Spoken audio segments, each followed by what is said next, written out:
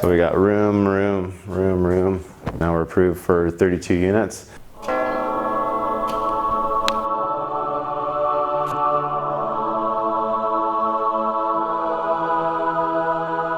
Bought a church, guys.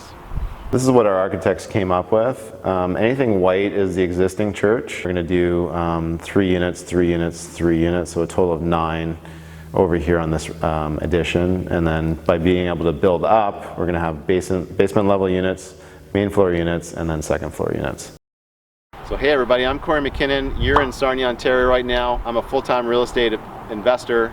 I bought a church a year ago, and we're planning to turn this 12,000 square foot church into a 26,000 square foot 32 unit apartment building. So it's going to be a very cool project, and I'm looking forward to completing this project on time, on budget, and providing a lot of great units for the community.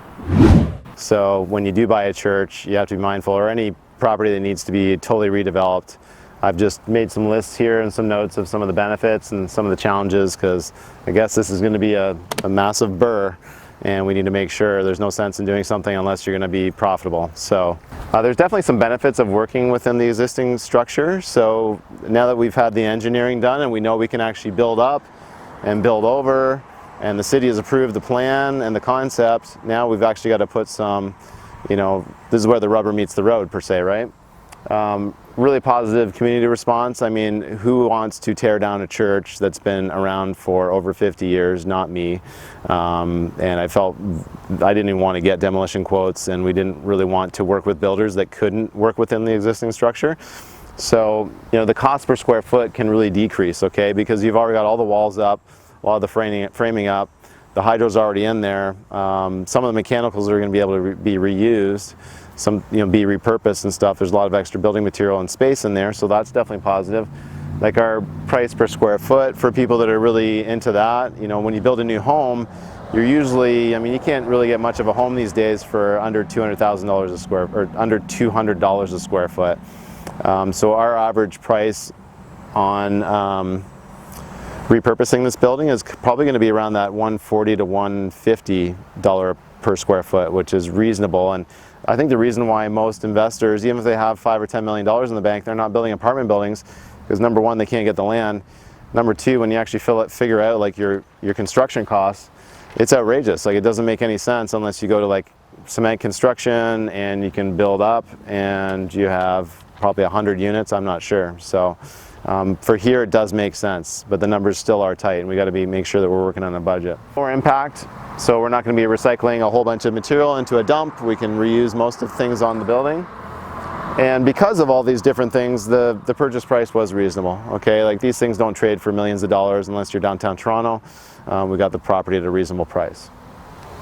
But again, problems are profits. There are going to be some challenges here too.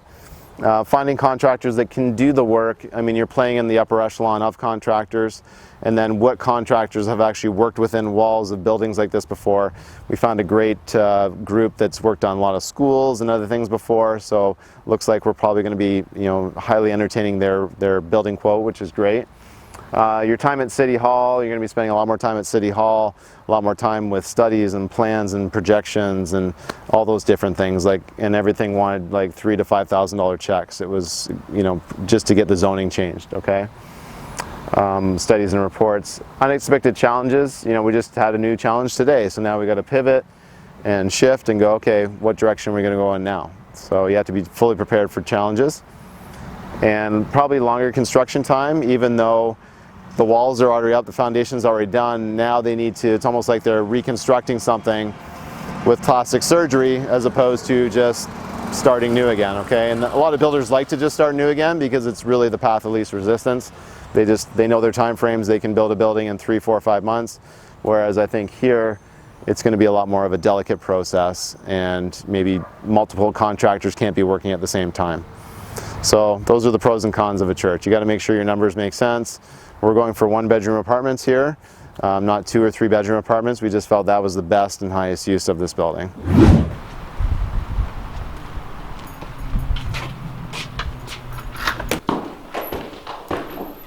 So this is where you do Sunday services. Get some lights on here.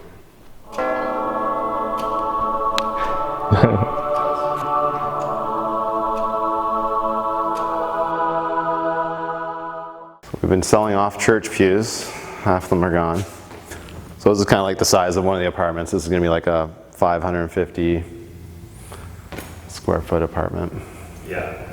So what are some of the first things you look at, Kory, when looking at buying a church? I think you got to treat it like any building that if you're looking to repurpose the building, you got to think, okay, does it lend itself easily to some sort of a new floor plan? And this church is built more like a school, so it's very boxy and very blocky. It's not like your typical high steeples and those kinds of things. It's again, it's built really utilitarian-like, right? So it was easy to lay out. When we had this sent off to a planner, they came up with some designs that worked out really well for the apartment sizes we were looking for. So, but I guess you got to look at anything you'd look at with any house, right? You got to look at the basics. You know, how's the foundation? How's the roof? You know, we actually had to have an engineer come here and look at the footings and see if we could actually build up, because it's not quite high enough here to do 2 stories. We're about 3 feet short, so we're going to have to either jack up the ceiling or blow off the ceiling altogether and start over again, right, to get that extra 8 apartments in above here. Zoning's very important too. We had to make sure that it kind of fit within the city plan. We had a pre-consultation meeting with the city just to say, hey, does this even make sense, right? So, sure. So this is what our architects came up with. Anything white is the existing church. It stops right there. We went in through this door and we're basically standing right here right now. And again, since it's not tall enough for 2 stories, we need to raise the roof here. So anything brown is an addition up or an addition over. So we have a large parking lot on the west side here, and we're going to do 3 units, 3 units, 3 units, so a total of 9 over here on this addition. And then by being able to build up, we're going to have basement level units, main floor units, and then second floor units, as well as elevators and everything else. There's a lot of stuff here at play. Here's the interior floor plan. It's pretty hard to tell, but that's like one apartment, one apartment, one apartment. And so this involves an elevator? Yeah, if we want to have accessible units or any units for disabled, then we need to make sure that we have some sort of an elevator. Do you know, have you started looking into costs? Like, what's the ballpark there? We don't need like a full-blown elevator. Like, I think we're looking into like the 4x4 elevators where it's like somebody in a wheelchair and their care provider can be like in there and you kind of like close the door yourself and scoot yourself up. So I think I think they're kind of in the $50,000 to $75,000 range, and it's just that ongoing quarterly cost to maintain them though, which is you have to factor that into as well. Here's the city plan, so it shows like the different zoning for what's around us, and there are some 3-story walk-ups just down the street, right? So it's not like what we were asking for was unheard of, and it did fit it pretty nicely into the city's plan. So the city was very receptive to it, and then it went to a council meeting once we paid all our zoning fees, and we jumped through all the different things that the city was looking for to get to the starting line. It was well received, and now we're at the point with, let's actually get some building quotes and decide what direction we're going to go in. This was the first church. So this church was built in 2 stages. So back in, I believe, 1959, and then 3 years later they built extra onto it. So if we go up this way, they needed some daycare, I guess we should get some lights on here. So we got room. So this is where they used to do more of the Sunday school, and I think one of these was a daycare room. They left a few pianos up here, so I think they must have been doing some music lessons and things like that too. So yeah, guys, it just keeps going. We got 12,000 square feet, and the plan is we're probably going to end up doubling the square footage. And so you have to move pretty fast on this? Yeah, so we had to move fast. And we also had to move fast as well with, because it was zoned as a duplex. So if we want to turn this into multifamily residential, then we had to get that zoning, and we wanted to do it before the city council turned over. So it's just always best once you get a property, it's like, hey, let's get moving on it. And we jumped through all the hoops necessary to be able to sit in front of that city council and talk to them about our plan, which ended up getting approved. So now we're approved for 32 units. They were just asking that we didn't max out the height restrictions. That was their big thing. They didn't want something way, way taller than the rest of the neighborhood. Yeah, so let's take you guys into the basement where the gym used to be. Some retro light fixtures here. Oh yeah. Lots of bathrooms in here. We got 5 bathrooms.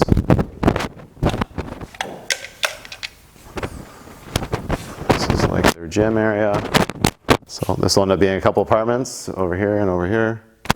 But at the end of the day, if people aren't good with visualizing things, it's like make your own floor plan, right? Like just make your own topographical floor plan and get some dimensions and see, okay, you know, like a bachelor unit is probably gonna be 400 square feet. 1 bedroom is probably gonna be like anywhere between 550 and 800 square feet, maybe 700. Like a 2-bedroom could be 750 to 1,000, 3-bedroom, 1,000 and up kind of thing. Just some really rough ballparks, but. And there's a big kitchen over here too. They don't build things like they used to, right? Wood's not like the way wood used to be either. It's super quiet in here. Sometimes I just come in here to work. Whatever room in here, I'm not really sure what they use this for, but. So now that you've bought a church, with hindsight, like, are there lessons you've learned now that when you go to buy the next church, you'd approach it differently, or? I don't think so. Like, I think we had a pretty solid plan and a pretty solid team. I bought this with a partner, so it's always great to be able to share the workload and, you know, have two heads thinking of different things, and you also, everybody brings their own resources to the table and their own skill sets to the table, which is great too. Maybe the only one change I would have done was maybe decommission it. Like, we would have just turned off the water, gas, heat, hydro, everything right away, because we paid for that through a winter, and it was probably just money that we didn't need to spend. So, but yeah, I think we acted on it pretty quickly, and we put the plan together pretty quickly and explored a bunch of different options, which was great. So. And so the partner you have on this project, have you guys worked on other things in the past, or was this the first time? We had a working, like we've had a past working relationship, but never buying real estate together. So. And so how do you approach like a project and a partnership for this size of project that could take years to see all the way down? How important is it to iron out, you know, a roadmap or exit plans? You know, like high level, you know, just make sure that you guys both have unique strengths, and like, because if you're like a clone of each other, then people are always going to have a blind spot, right? So, or like weaknesses versus strengths. So I think it's important to work together with people that, first of all, you want to work with, that have similar mindsets. And I think having that delayed gratification mentality is very important too. Like, we're not just looking at this as like a 1-year thing, we're looking at this as like a 20, 30-year-old thing, or eventually we're going to be, you know, handing this apartment building down to our children or something like that, right? So, you know, they have a long-term focus as well, which is great. So that's what I like too. And I think your results will speak for themselves too, right? People aren't going to want to partner with people that aren't, you know, leveling up to their level of expertise or skill set too. So it's important, and you know, that's why it pays to work hard and make a name for yourself and do things right and have a great reputation, because then people won't have issues in a partnership. All right, so we're on the outside of the church right now, just to give you a little bit of the landscape. So these parking lot here, these are ours, so it goes back that way, goes back around the corner. It also goes around the back of the church here too, which is where I'll show you where we're going to do the addition for the extra 9 units. So follow us.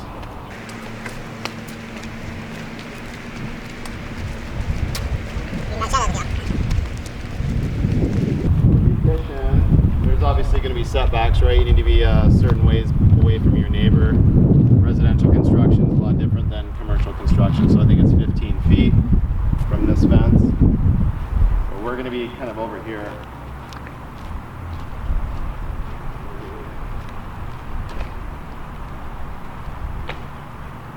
And it's right here. Addition. A big open area. You know, we'll be utilizing all these parking spots here, but that's why I want to engage someone on your team that has that kind of specialty, right? Like the architects, they looked at the floor plan, they're like, this is the highest and best use, do the addition over here, right? So like our original concept was different what they came up with, which was kind of cool.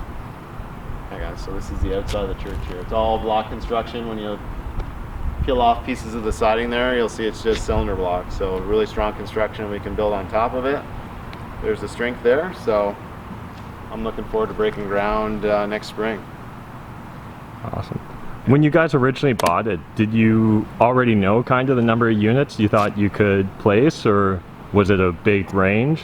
We had an idea of what we could do existing, like within the existing structure. So whether it was going to be 2 bedrooms or 1 bedrooms, we knew we were kind of around that dozen, like 12 to 16, depending on how small we made the units.